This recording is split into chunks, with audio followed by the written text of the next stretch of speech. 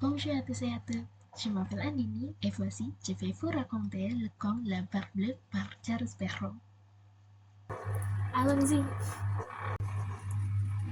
Il était une fois un homme immensement riche, possédant de magnifiques maisons en ville et à la campagne.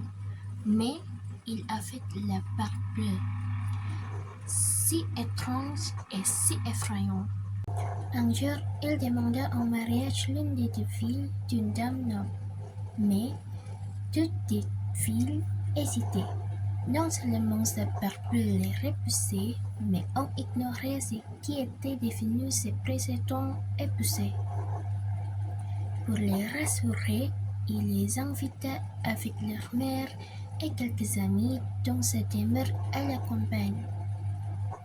Pendant une semaine entière, ce ne fut que festin, promenade et divertissement.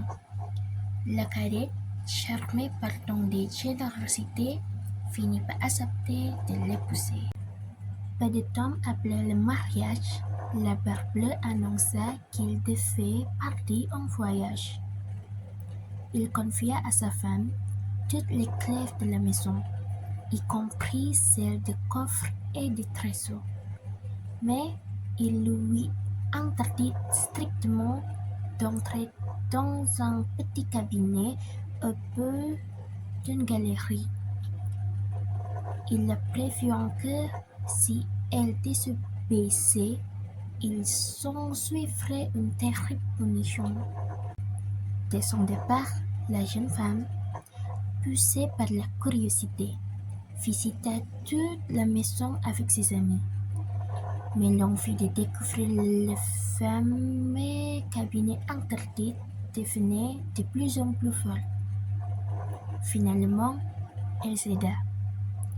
Tremblante, elle ouvrit la porte et découvrit un lit macabre où gisaient les corps ensanglantés des anciennes femmes de la Barbe. Paniqué, il laissa tomber la clef, qui s'étend de sang. Elle tenta enfin de la nettoyer. La tâche revenait toujours, car la clef était enchantée. Le soir même, la Barbe Bleue rentrait plus tôt que prévu. Il demanda les clefs, les observa et remarqua aussitôt celles tachées de sang. Comprenant ce qui s'y passait, il entrait dans une grande colère et déclara que sa femme devait mourir. Désespéré, il demanda un court moment pour prier. Il appela alors sa sœur, Anne, et la supplia de monter en haut de la tour pour voir si le frère arrivait. À plusieurs moments, elle demanda: Anne, ma sœur Anne, ne vois-tu rien venir? Mais elle ne voyait que le soleil et l'air qui brillaient au loin. Pendant ce temps, la Barbe Bleue devenait de plus en plus furieux et menaçait de la tuer sur le champ.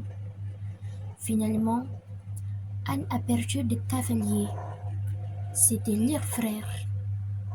Ils arrivèrent à toute vitesse et épées à la main. La Barbe Bleue tenta de fuir, mais les deux hommes les rattrapèrent et les tuèrent afin qu'ils n'avaient pu s'échapper. La jeune femme, se fait de justesse, hérita de tout le bien de son mari, car il n'avait pas d'enfant. Elle utilisa sa fortune pour marier sa sœur Anne avec l'homme qu'elle aimait,